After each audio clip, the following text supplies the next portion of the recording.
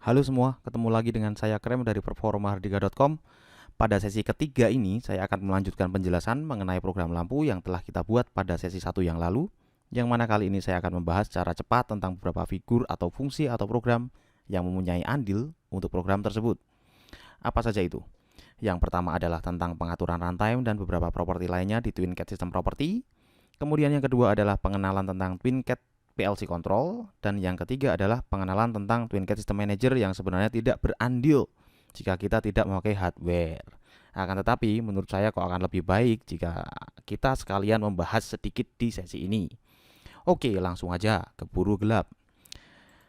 Sebelum kita membuat program, biasanya kita untuk di TwinCAT ini kita harus mengatur propertinya dulu ya. Di properti kita bisa melihat di sini ada general yang berisi tentang versi TwinCAT dan beberapa informasi bla bla bla bla. Kita tidak bisa mengubah apapun di sini. Kemudian masuk ke sistem, ada TwinCAT server. Jika kita menginstal dengan standar ya, dengan TwinCAT PLC saja akan muncul ini secara otomatis, ada TwinCAT IO, TwinCAT PLC, TwinCAT runtime servernya. Kalau teman-teman juga menginstal TwinCAT MC dan sebagainya akan bertambah dengan sendirinya, dan kita juga difasilitasi untuk meng-add atau remove secara manual. Cuman biasanya kalau yang ini dilakukan oleh orang-orang yang sudah berpengalaman. Oke, saya tidak akan membahas panjang di sini. Kemudian langsung aja ke bawah, ada boot atau shutdown, auto boot, disable, enable, config mode. Apa ini artinya? Ini akan berefek pada saat kita merestart atau mematikan, menyalakan lagi PC kita yang mengeksekusi program kita. Contoh seperti ini. Untuk config mode ya, ini defaultnya ya. Ketika kita sudah menginstal TwinCAT, biasanya defaultnya akan di config mode. Nah, apa yang terjadi jika kita klik di config mode terus kita oke dan sebagainya? Nah, ketika kita restart PC, status di sini itu bisa teman-teman lihat TwinCAT config mode. Jadi statusnya ketika nyala itu akan menjadi config mode, jadi tidak run. Ya, config itu biasanya digunakan pada saat kita men-set hardware konfigurasi, yaitu di TwinCAT System Manager. Nah, jadi PLC-nya tidak start, tidak stop juga, tapi config ya. Config itu terlepas. Nah, seperti itu. Ya, intinya nggak run sih.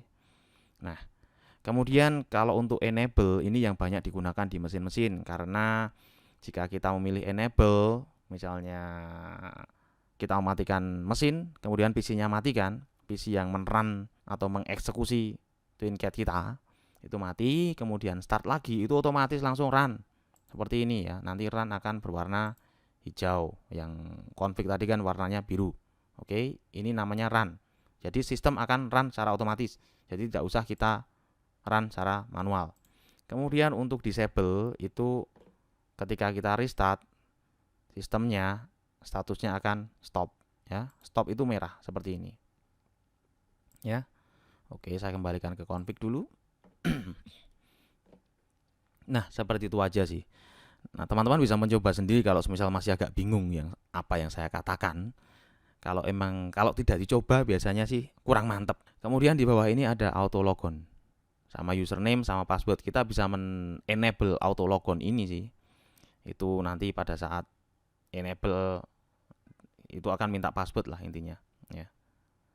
Kita bisa mengisi username dan password dan sebagainya. Teman-teman bisa coba sendiri ya. Oke? Ya.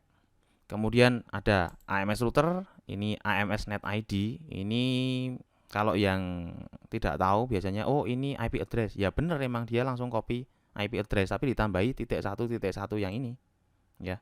Dan kita bisa ubah ini ya tanpa bergantung pada IP address. Karena ini adalah alamat dari TwinCAT system, bukan komputer ya. Lain. Cuman di sini otomatis terisi biasanya mengcopy dari lokal kita ya. Cuman kita bisa mengubah-ubah ini sendiri ya, sesuai dengan keinginan kita. Kemudian di sini ada remote komputer. Nah, remote komputer itu apa?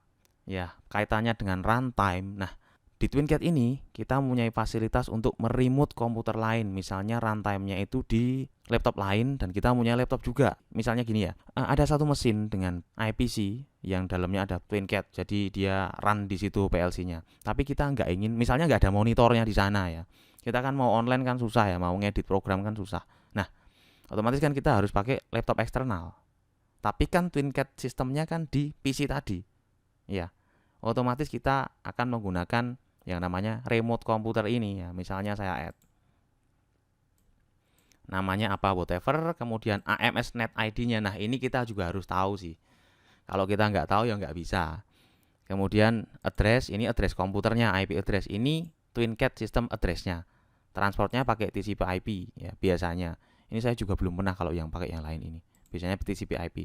Dan kita bisa browse juga sih kalau misal kita nggak hafal. Ya. Bla bla bla, nanti akan tertampil TwinCat system yang terdetek di network yang terkonek dengan laptop kita. Itu aja. Oke. Nah, untuk program lampu kan lokal ya.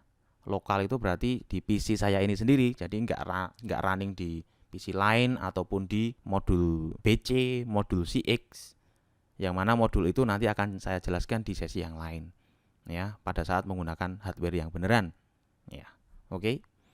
Kemudian di tab PLC kita bisa melihat number of runtime system. Ini di lokal ya. Kita bisa mengubahnya 1, 2, 3, 4. Kemarin saya sudah jelaskan maksimal 4. Ini tambah lagi nggak bisa. Nah, untuk lampu sendiri kan saya cuma butuh 1 aja. Kalau kita klik menjadi 4, teman-teman bisa lihat di sini kan bertambah. Runtime 1 misalnya ini port 801 dan seterusnya ya sampai 4. Kemudian boot project path ya. Di sini biasanya saya nggak pernah otak-atik. Ini defaultnya ya.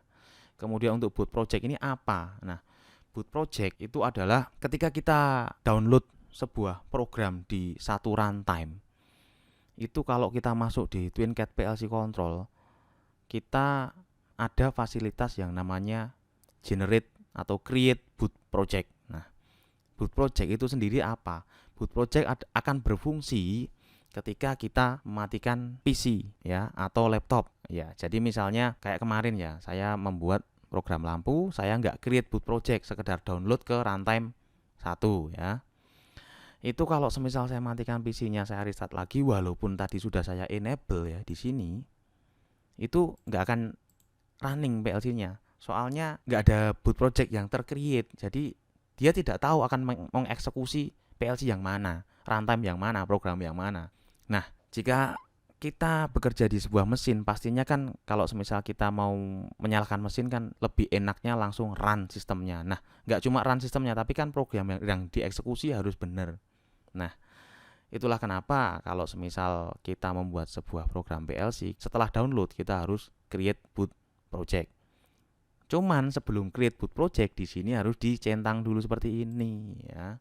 Kalau boot projectnya di sini nggak dicentang ya nggak akan bisa, mau ditaruh di mana, nggak diaktifkan juga kok, gitu loh. Oke ya, paham ya. Oke, nanti akan kita praktekkan juga sih. Oke, ini saya balikkan ke satu aja. Kemudian di sini ada load atau store retain data. Di backoff itu ada yang namanya data yang dipertahankan atau retain data atau yang cuma data sementara ya. Jadi apa bedanya? Kalau data yang dipertahankan itu power mati, misalnya data yang terakhir misalnya dalam bentuk integer ya, misalnya 10.031.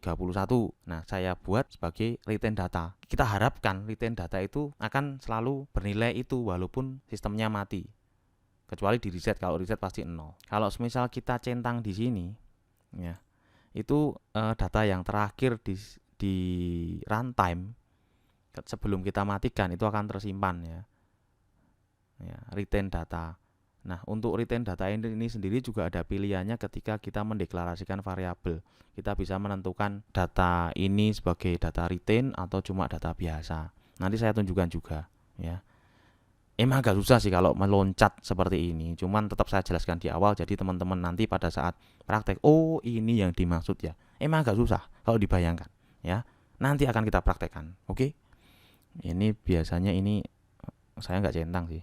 Oke, kemudian registration ini berisi, iya kalau semisal teman-teman beli TwinCat atau pakai trial 30 hari di situ ada. Cuman kita juga nggak bisa mengotak-atik banyak.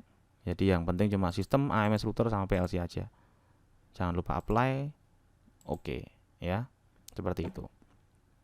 Nanti akan kita praktekkan. Kemudian kita masuk ke TwinCat PLC Control. Ya, TwinCat PLC Control itu adalah software yang berguna untuk membuat programnya ya. Jadi logika-logika program itu di sini semuanya ya. Yang kayak kemarin kita buat RS lampu dan sebagainya itu kita di software yang namanya TwinCAT PLC Control. Kemudian ada satu lagi TwinCAT System Manager yang ingin saya tunjukkan ya. Nah, TwinCAT System Manager di sini sebenarnya kalau untuk lampu ini dia nggak berfungsi. Soalnya ini dipakai TwinCAT System Manager ini jika kita pakai hardware. Nah, ini semisal kita connect ke hardware, langsung klik kanan, kita langsung scan secara otomatis, nggak usah menata satu persatu, ya. Seperti itu. Ini gambarannya. Jadi kalau untuk kita membuat project baru, itu pertama kali ya pastinya kita atur dulu di TwinCAT System Property tadi, runtime-nya berapa dan sebagainya, bla bla bla bla bla, AMS address dan sebagainya kita atur terlebih dahulu. Kemudian kita lanjut ke PLC Control untuk membuat programnya, ya. Programnya seperti apa, maksudnya udah jadi, baru kita masuk ke TwinCAT System Manager ya untuk mengatur hardware konfigurasinya ya, seperti itu. Itu sekedar gambaran dulu secara umum.